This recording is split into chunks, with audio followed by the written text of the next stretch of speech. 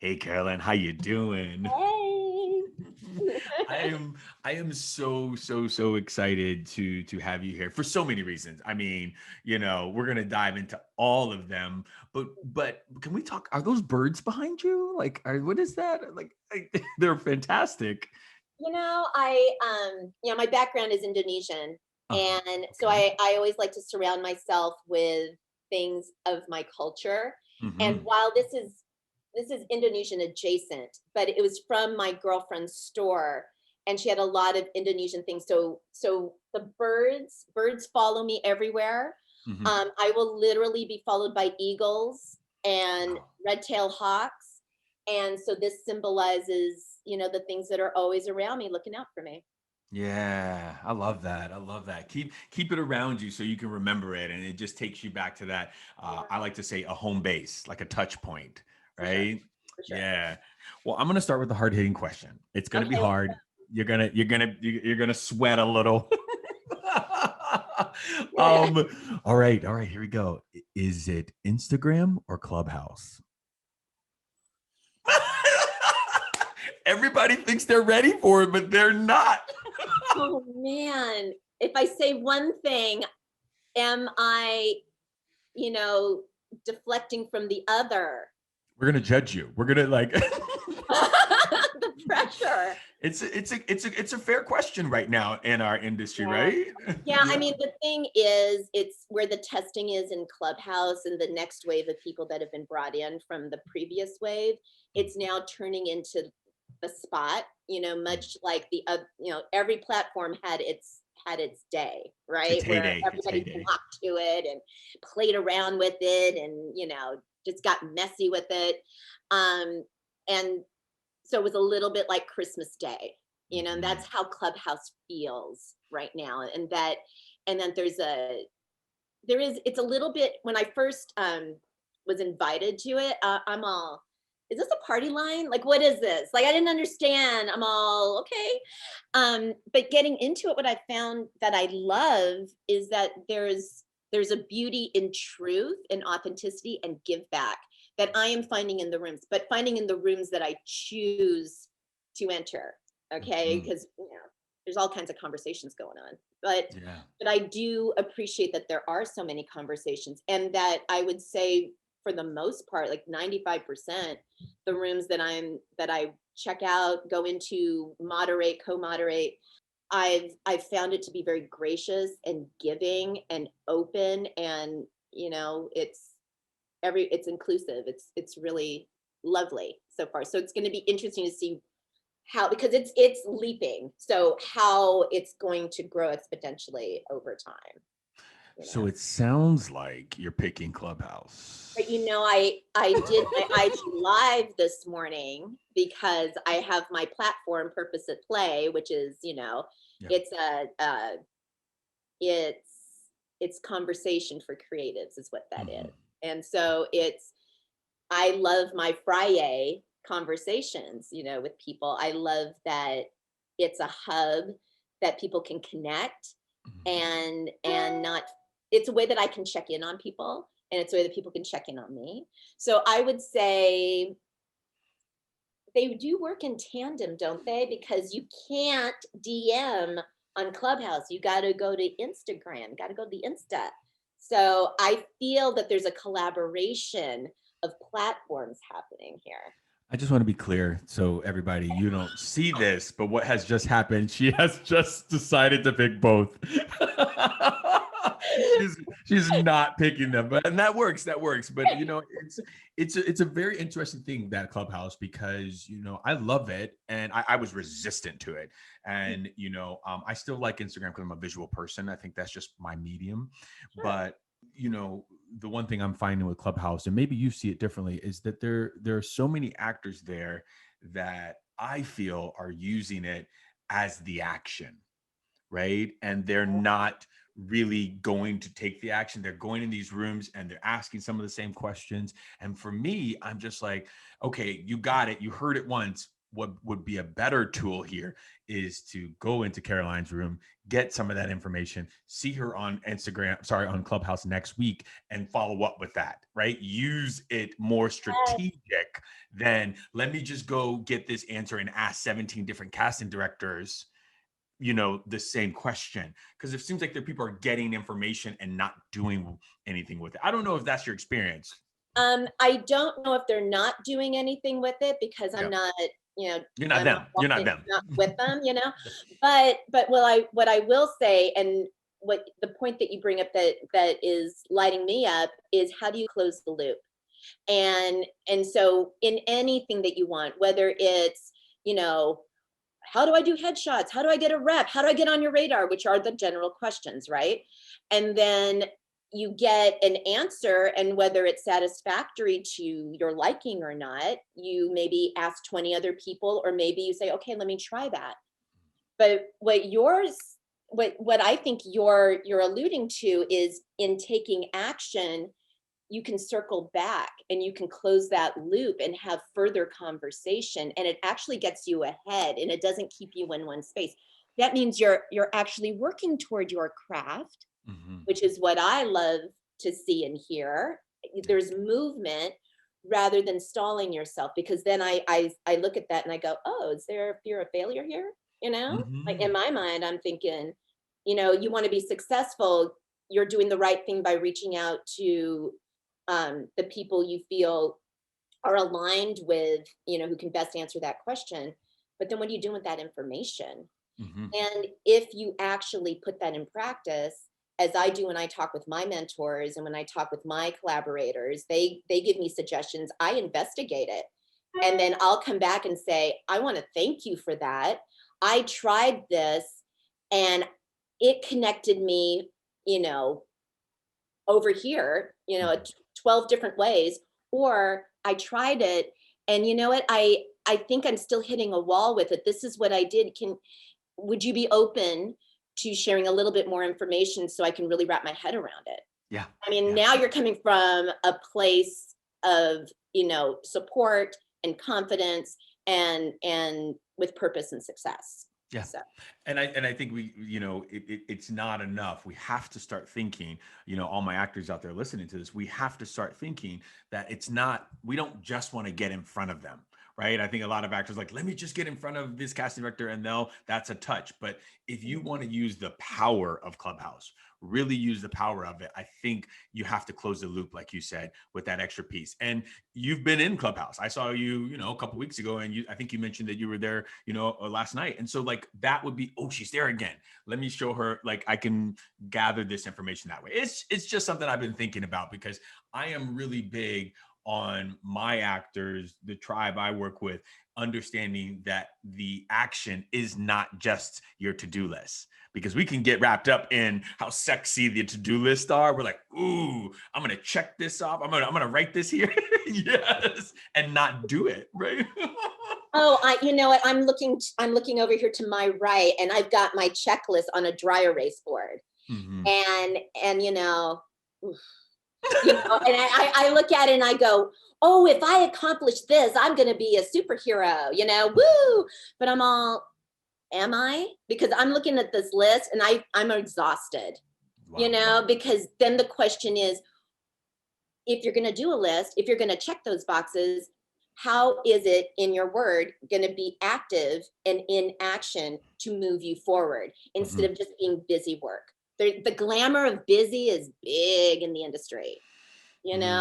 Oh, I need to look busy. Oh, if I do this, if I do that. I think obviously over this year that's been a game changer, and we've been called to live more authentically, more truthfully, and speak with a clear voice. Let's dive into that, what you're talking about, because one of the things that I love about listening to you speak on Instagram and on Clubhouse, but really on Instagram, because I get to see you and feel you, like it just is, it radiates from the screen, is you are big into mindset. You are really big into purpose and talking that piece. And so I just want to know, like, where did this come from? How do actors like incorporate? I just want to know everything about it.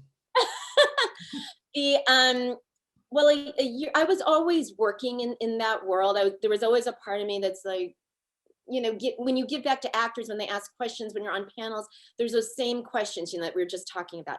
Mm. But there is always a deeper thing. Like I work with a shaman, and I have worked with a shaman for over 20 years. She's a mentor. She's a healer. And that woo part of it on paper, yeah, it looks like that woo woo. But what she did for me was get me to face who I am, you know? And I think from the moment we breathe, we're trying to get back to who we are, Mm. right? So so when shutdown happened, which was the day after my birthday, so that's why it's very significant, and I know it and I remember it. Um I sat with the people who I cared about. I reached out to them on FaceTime and on Zoom, and I just said, you know, I think we're going to really love this for about 2 weeks. And then we're going to have to, if it goes longer than that, what are we going to do? And so after the panic sets in, and I got with one of my dear friends and colleagues who is a model a model agent in Canada, and she was going through a very similar thing about, you know, how do we get at our truth?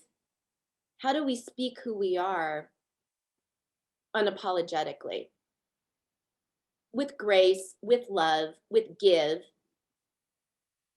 but come from a place that we're so solid that the stuff that we usually hear that changes our direction just kind of melts away. Mm. So we can be in purpose and continue forward. So I'm all, oh, you mean like all the noise is gone? So it's like there's play and there's purpose, and I'm like, oh my god, purpose at play. And so that kind of happened, and then she's like, yeah, I think we really should be better at this. And she's like, oh my gosh, so now her platform is we should be better at this. So then together we talk about these things that, I mean, yeah, they matter, but it's also really just how do we get back to conversation that isn't diluted? Mm. How do we actually, like, how do we really lean into the stuff that causes madness and causes the ugly cry in the corner? And and then how do we use and utilize our mentors and the people we think are just so up here, who really aren't, by the way, Mm. they're very accessible, um, and take what we need and give what we can. And Mhm. so that's how that was, in the roundabout way, that's how that was born. But it was always in me. Mhm. 'Cause at heart, I'm a teacher, Yeah. and so I think it's in everyone. It's Mm. just how do we direct our life and our choices so then we lean into our purpose and move forward from that in a heart place. It sounds like you also use the pandemic, if I'm like the pandemic, in a way to step into this more, to really just like access this and, not just give to other people, but for yourself. It sounds like that. Oh, Yeah. yeah. Yeah. Hmm. And it wasn't intentional. It was kind of like it was an opportunity to give myself permission. Mm. It's like, well, what am I going to do today? I'm not leaving the house. Yeah. Mhm. I mean, I can only move my furniture around so many times, Yes. you know. So, what else is there? I was gonna say, cut to next time I talk to you, the birds are on the other side of the couch. Like they just fly around. I just love it. I love it. I love it. I love it, and I think mindset has been such a wonderful journey for me. I try Yeah. to make sure that it I'll never forget it, in college when I read the first book about mindset for me was Don't Sweat the Small Stuff. And it's all small stuff. I don't know if you've ever remember that. Oh, And yeah. and to understand that I can really have control over my thoughts it was mind blowing to me. And I understand I have to work on certain thoughts a lot, but like so I please keep doing that with mindset. Um You've also done some amazing casting and studio films and independent and all that stuff. And I'm gonna geek out. I want you to tell me your journey. But when I was doing a little research, I did not know that you did X-Men, and I cannot unsee that. I need you to know. I have an interesting story about that, because it was one of my, I had been casting maybe a couple years at that point. So I was fairly new in my career, and I learned a lot, uh, many things. I learned how to tape actors, Mm, really how to connect with them in their eye line, to follow them, to give them grace to lead the room, and not be that person that's like, wait for camera, mhm. and just really allow them to be wholly who they are in the room, no matter what I don't care what echelon you are, Yeah. just to give them space. I learned that a lot. And I learned that from the producers on in that film. Um, I worked with Roger Missenden on that, and I learned a lot about, he gave me a lot of, he gave me a lot of space to be in charge and to really run with it, so he could do his part of the job and I could do my part of the job, and he was wholly confident that I would follow through. And that was a beautiful relationship that just began there. With the actors, what I learned was, you know the I would say, I want to say the first or second, we were working on Nightcrawler. So the first or second person we brought in, for a meeting, wonderful meeting, series of beautiful meetings, just and learning that it wasn't about the sale of credits. This is who I am. This is what I'm about. And again, going back to the list and checking the boxes, it wasn't that. It's like, who are you as a human being? We had actors bringing their puppies in. Not that I would recommend that, but permission was asked, and it was a new puppy, and yes, bring the puppy. Um, talking about other shows that you've worked on, or projects that you're working on right now, or sets that you're coming from right now. But the crux of the conversation was really about, how do you live in the world? Who are you as a human being?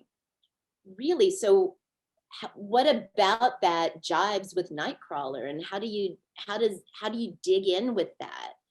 Um, these larger than life heroes, and but you're a human being, but where's the superhero in you? But having that as a casual conversation, and coming to a like-minded place. So that's what I learned, in these Yeah. beings. I also learned. Wait, because Oh, no, you're good. You're so good. I want to, okay, go. everybody, let me pan out for a second and just some of the things, the nuggets that she dropped that were just amazing. The first one was how actors, the casting are giving us space to be amazing, right? Not to just go in there and nail the lines, but you said, I just learned to give the actors space, no matter where your credits are. So you can have 0 credits to, like, the top echelon. Like, they're giving us space to just act and be and transcend in these characters. That's the first amazing. Is that about right? That I heard Yeah, it's absolutely true. that I loved, and I think actors, we need to hit home with that, because sometimes we think we got to go in there and do a song and dance, when really we just got to go in there and be.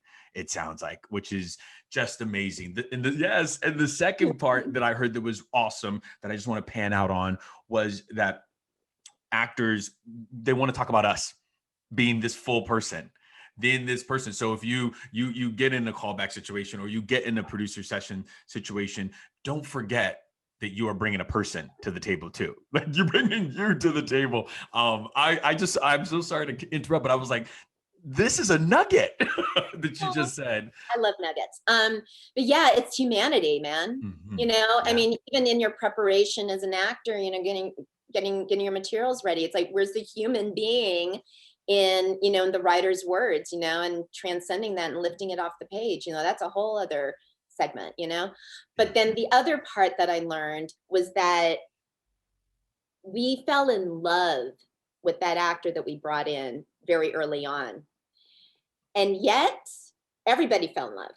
And yet we still needed to search the globe and self-tape and read and audition and research and explore and explore and explore.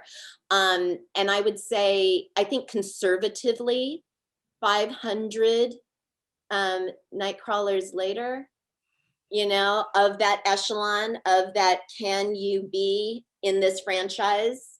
You know, I want to say it was more like 5,000.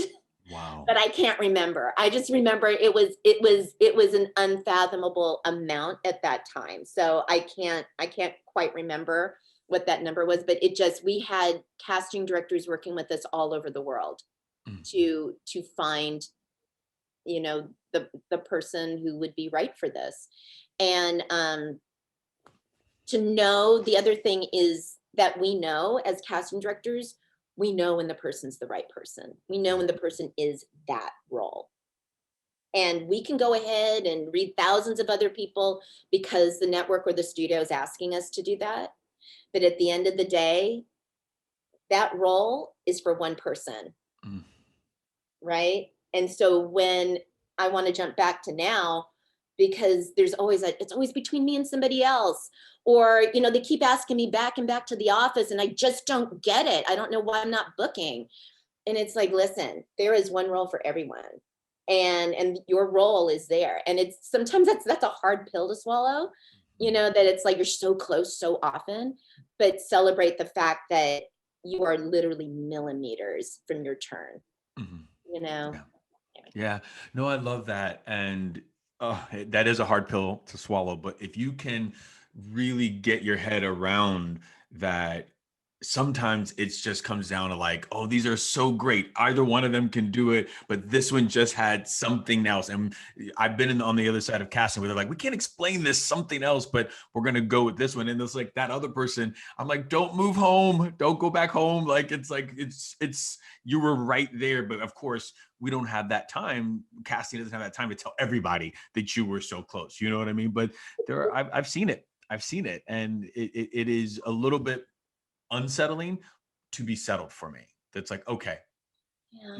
Yeah. Yeah. And I think also, you know, we hear so many stories, and you can Google so many stories of people who are literally, no, my bags were packed and they were in the car and I got a call that I booked the series, you Mhm. know, or I was sitting, you know, I have so many stories of actors who've sat on my couch, not the casting couch, but sat on my couch and literally said in tears because they don't know what they're doing, you know, what they're doing wrong, right? Mhm. And I'm air quoting that.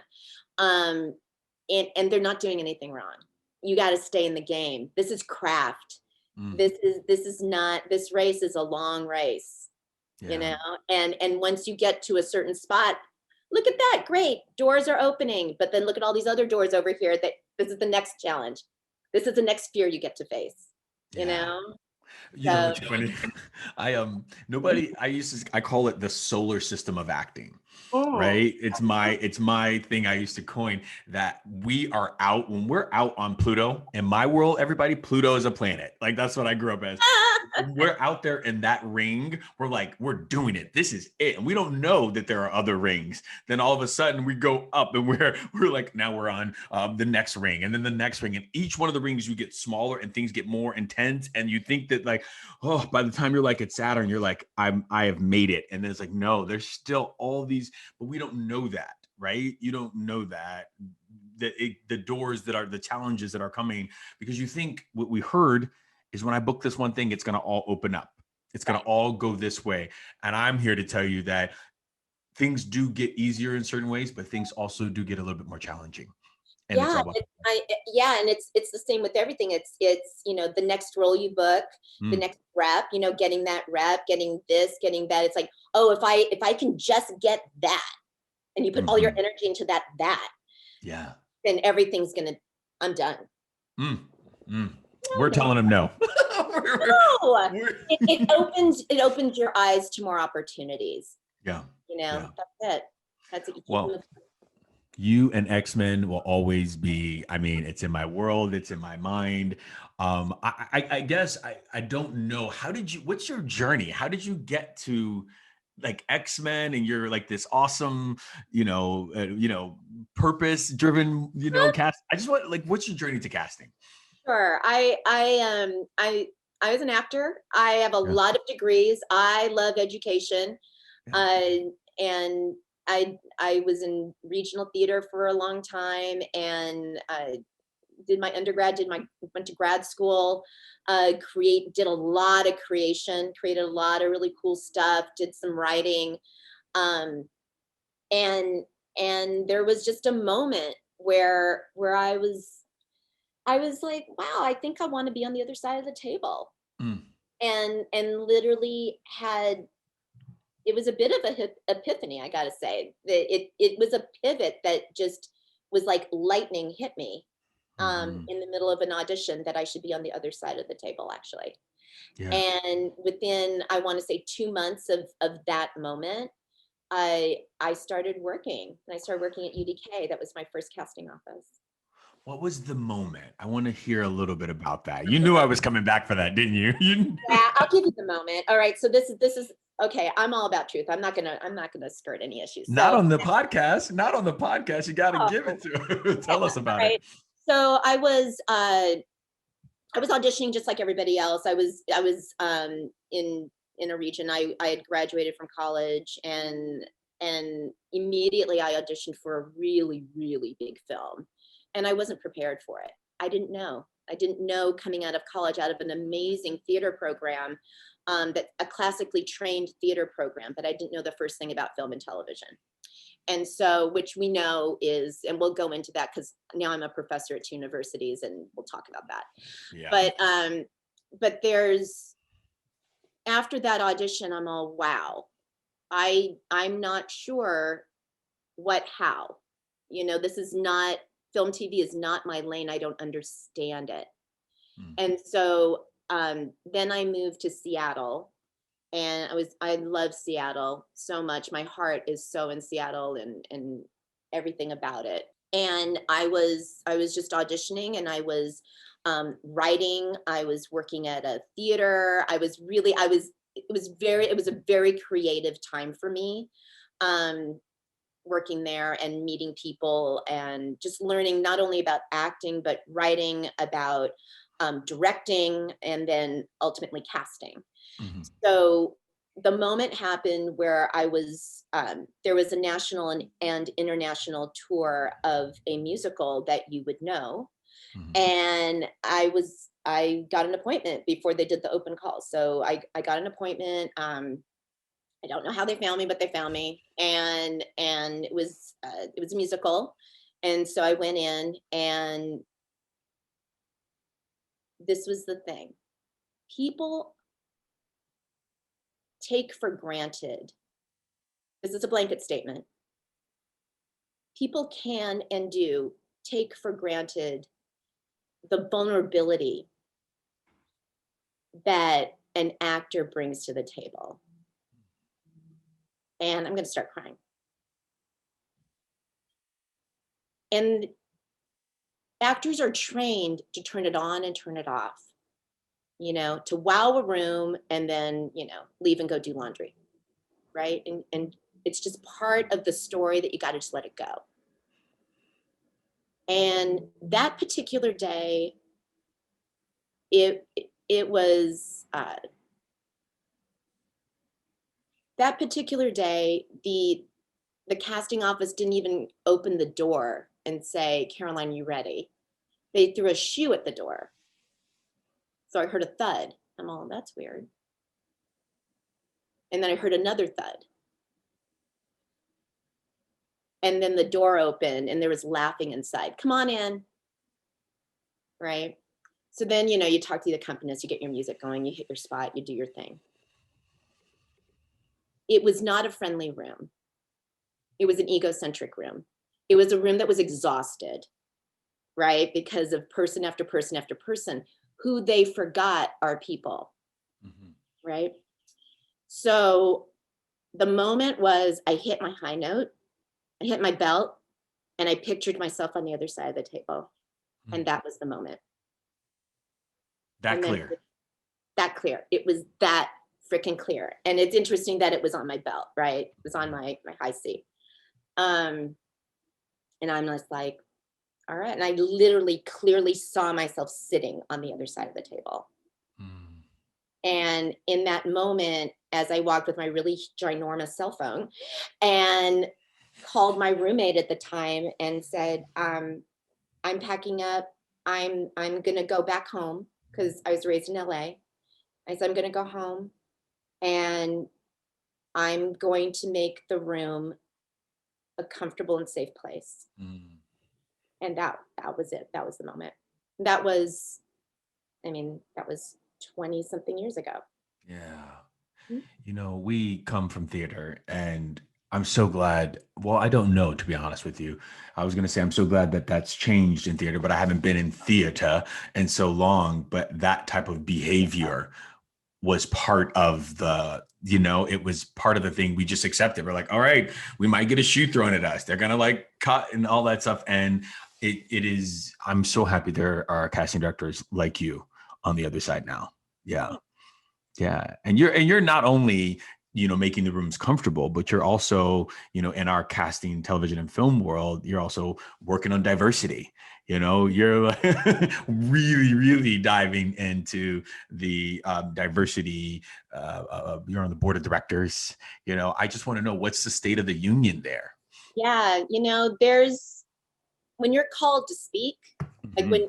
when that voice comes to you and you gotta go, it can be a little scary, especially, I'm I'm a I'm an Asian girl, I was raised to keep my head down and to be quiet and don't speak unless spoken to, and nothing's a problem, let it fall like water and just get on with it. And I've always been the person that my mommy said when I was a little girl. She's like, why can't you just be quiet? Mm. Why can't you just let it go?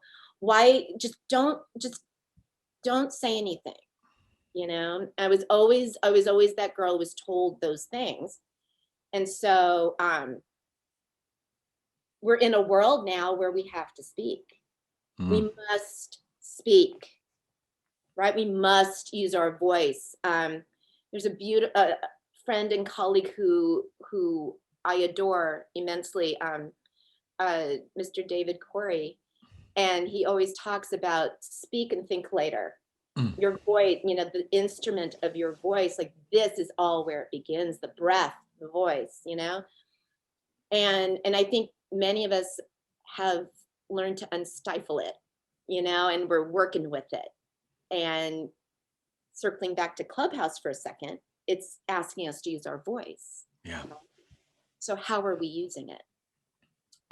So I'm now in my second term on the board, and it's working in advocacy, working with the Alliance. The Alliance was formed to aid and assist Black, Indigenous casting professionals of color and their visibility in our industry. So Mhm. so there's that conversation.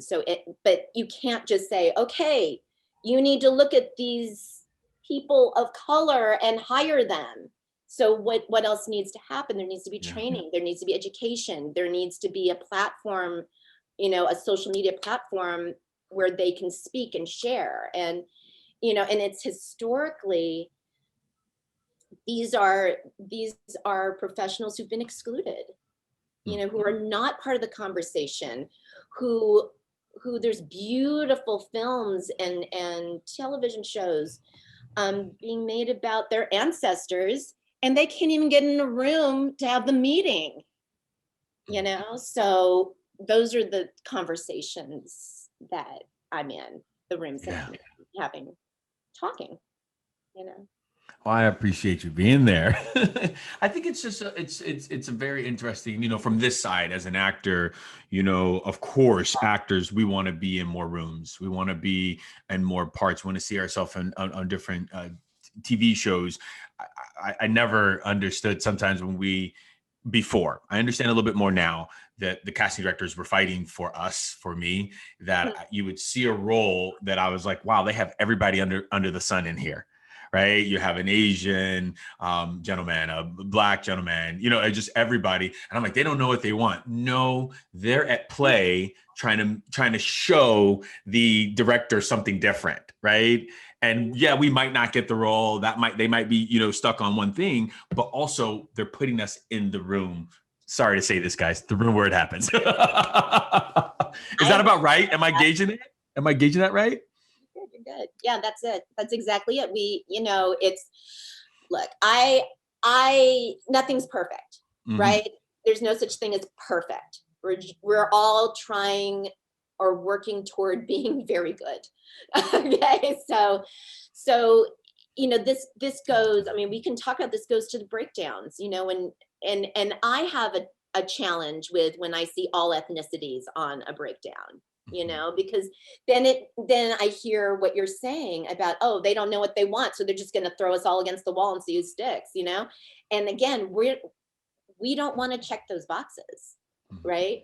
So we are working toward, okay, so how do we, if it's a person of color, if it's a performer with disabilities, how can we get, specific about, yes, we're looking for an Asian actor for this role, must be fluent in Mandarin or Cantonese. So then we understand, where they are coming from, where their community is, and creating the world around that.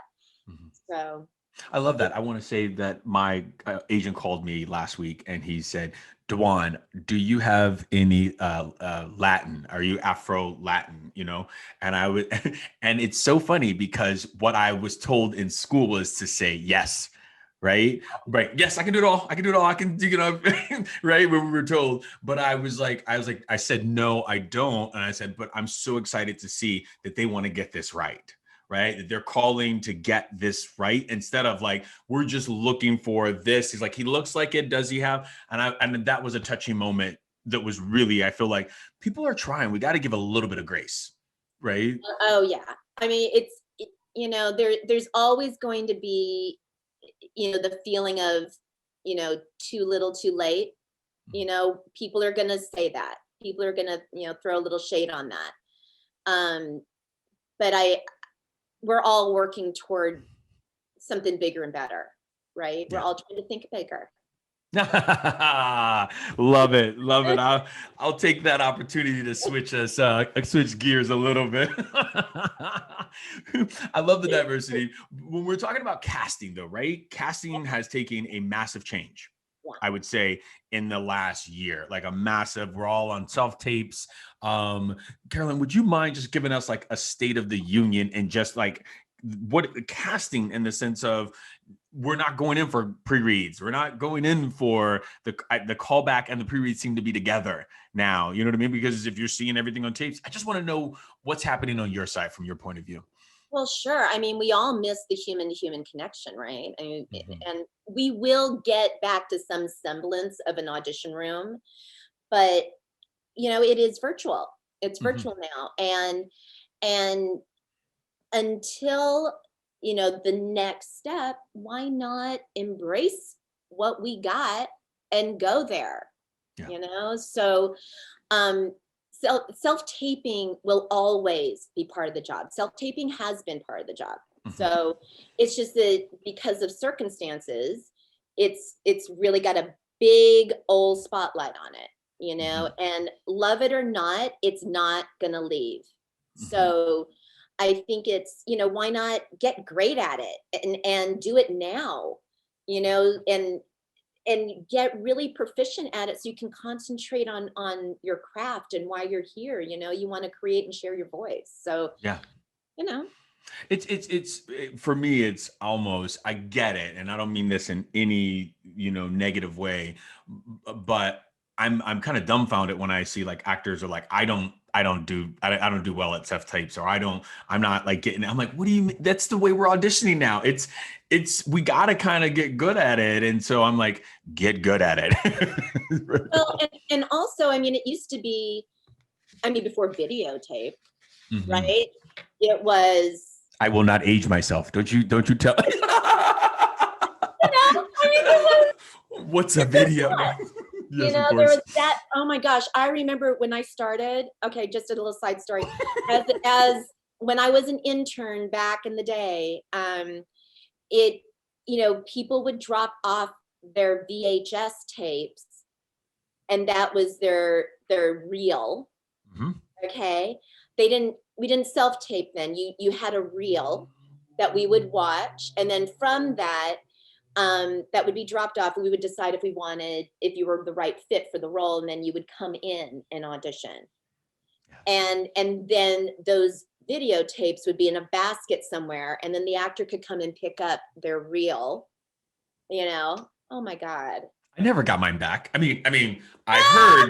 I heard they didn't always get them back.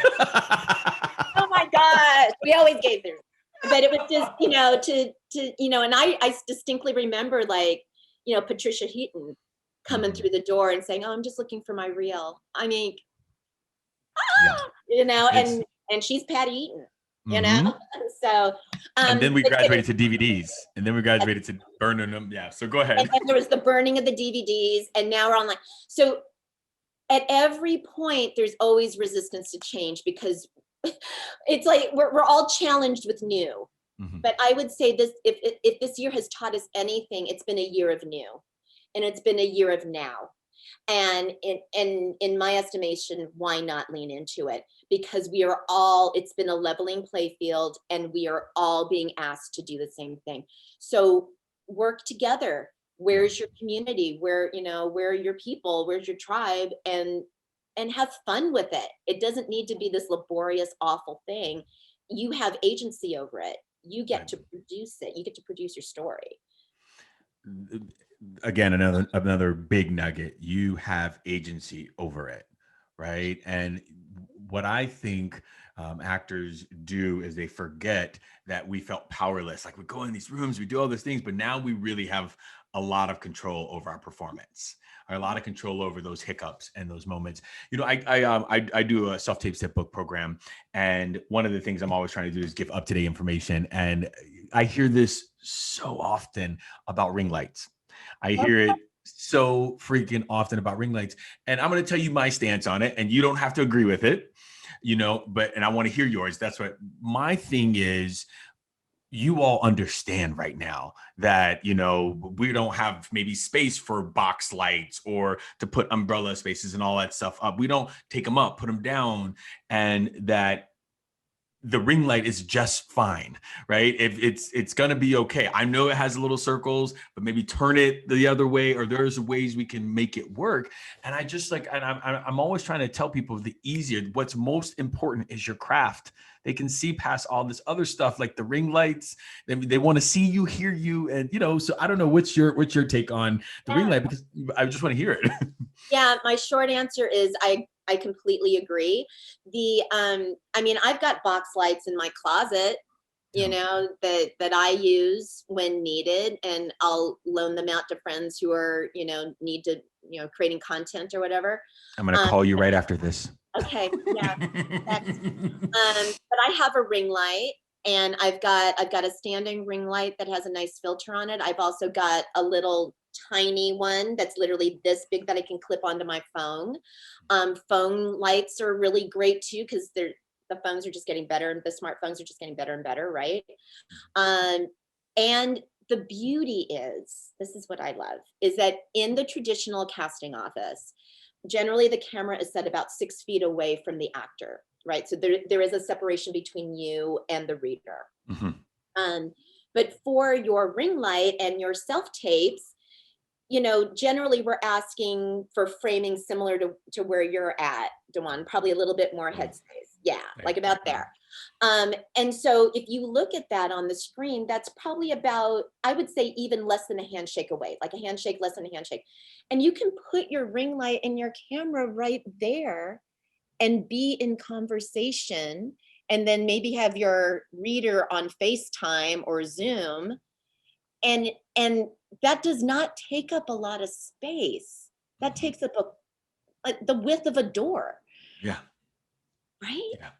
Yeah, What kind well, of that's what I say with ring light. But like, I know everybody's not auditioning, but like, pilot season right now, I'm having like 6 auditions a week of self tapes, right? And so my kids will literally swing from the soft boxes if I leave them up all the time. So I know a ring light I can kind of like up and down and put in a corner. It's kind of like it's just a simple thing for that, but all in with the ring light, all great, in. Yeah, and great. then also about, and you teach a whole class about, so I don't need to go into the minutia of it, but just know that a clean, uncluttered background is cool. Whoa, It I feel attacked. Are you talking about my kids? well, Yeah. but Yeah. I was Yeah. also going to say there's also, and this again is subjective, right? Because we're human beings doing our job. It's a subjective field. That if the scene takes place in a living room, why can't you be on your couch? If it Mm, takes place in the kitchen, why can't you be in the kitchen? Just keep it uncluttered, you know? yeah. That's all. Yeah. I agree with that too. I think there's been a transformation or a moment, a shift of even like props since we're here and I'm wiping a table. I can do something simple. I Yes. think it gets what I try to express is it gets a little bit convoluted because people don't know how to learn their lines or know their lines and act at the same time. And then all of a sudden it becomes about it becomes this other thing. Yeah. Instead of like I'm using this to help enhance, not make it about the scene. Yeah, it's when it becomes about the prop or the twitch or the move or the thing, the physicality, then it's no longer it it's no longer about servicing the story, Yeah. right? The place in it. So Mm. Carolyn, there's a lot of apathy out there right now with self tapes, right? Because people feel that like I'm doing the self tapes and they're going out there in the ether and we're not hearing anything of, back from them. I like, do you get a lot of that maybe in Clubhouse? People are saying that part. I wonder if you could touch on, and I guess because we're always hearing casting directors are for us, right? They really want us to succeed. I believe that, so I'm trying to like negate the whole apathy part of that. yeah, I mean, listen, we all want feedback, right? We Mhm. all want to know that we're in the pocket, that the choices that we're making, and I think part of it is that you're not in the room getting that feedback immediately, right? So you want to make sure that you're just on target, and you want to make sure that there's a part of you that needs that reassurance that what you're doing is good work that you're putting out into the world, right? The reality is that yes, you are, but remember that even when we were in our offices and you did self tapes, you didn't get feedback then either. And also remember that when you were in the room and you had the audition and we said thank you, you still didn't get the feedback. All right. And for some offices, because I've worked in a lot, some offices will say your callback is your feedback. Mhm. Until then, keep doing what you're doing. That's why you have class, that's why you have training, that's why you coach. So then you create the foundation and the ritual for yourself, so you don't need to attach yourself to that thing that's Mm. outside of you to validate, and honor what you're really doing, honor yourself in your process. But to get back to the apathy of it all, because yeah, I get it. It's everything is through self tape right Mhm. now. I'm going to say the blanket statement, everything, the joy of that is that I can sit like this with my cup of coffee, in my comfy chair with my kitty next to me and watch and see and view. And I am able to meet more people this way. Yeah. Okay. So yeah, I get it. I get that you want that reciprocal thing or that, but did you really get that before? That's one Hey. thing. And also, again, going back to, you have agency in this. You get to produce your career. We're a drop in the day, right? And get on with it. I love that. And, one of the things that I try to say is actors, my fellow actors, I love you so much. That's why I do all this. But we need to stop romanticizing the room.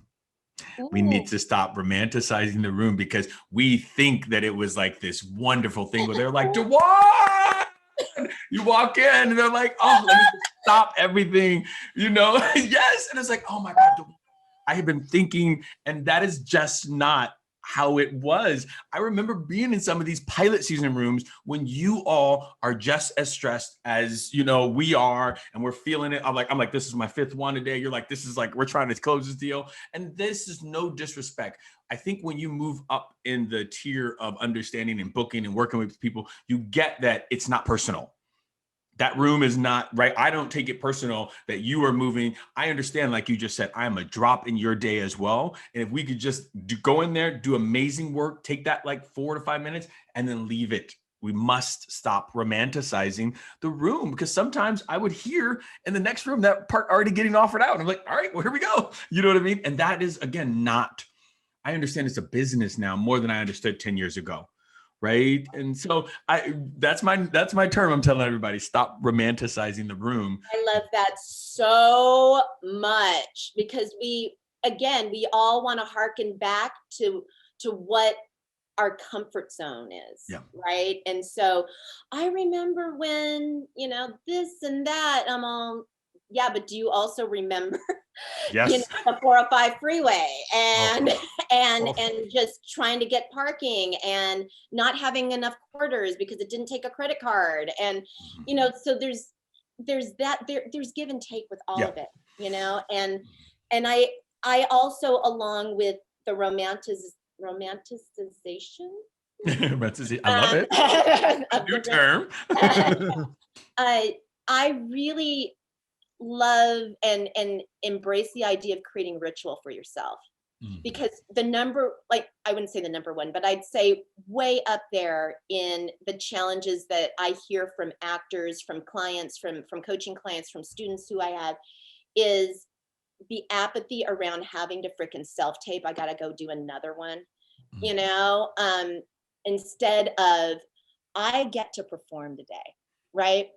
And then also not having a space to call their own, to devote to their profession, to their craft, that little corner of the house, right? People have meditation areas, right? People have, like, I'm looking around my house right now. I've got a meditation area. I've got a space that is Man literally, cave, a man cave, a she yeah, shed, all that. that Yeah, she shed. I got my yeah. she shed here. I'm looking at it. Um, and why wouldn't you have a space, again, the width of a door, that is dedicated to your self taping? Yeah. And also, the other part of that is, people are used to the steps of the audition. So whether that's driving in and parking, whether that is the sign in and the sit, whether that is the walk down the hallway, there's always a walk down the hallway. How are you today? Mhm. In the room before you start, do you have any questions? They're used to that, right?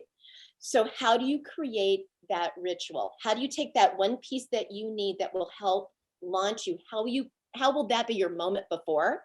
Yeah. So then you can step into your self tape. And I will also say, please wear shoes, because I know you're not wearing shoes on your self tape. Always. I I know it. am. I am. I must. I must. Oh my God, you're gonna love a reel that I'm gonna put out today. You're gonna see it. I go down. I always must wear shoes. You know what I mean? It has to be. And I learned that from. We're from theater. You know what I mean? It's from theater, and we have to get into it. Caroline, I know we're almost out of time, and I wanna just do a couple lightning round things with you real quick. And because you mentioned just a second ago being an awesome audition coach and working with clients and stuff like that. And I also know you're an actor, like you said, as well, booking.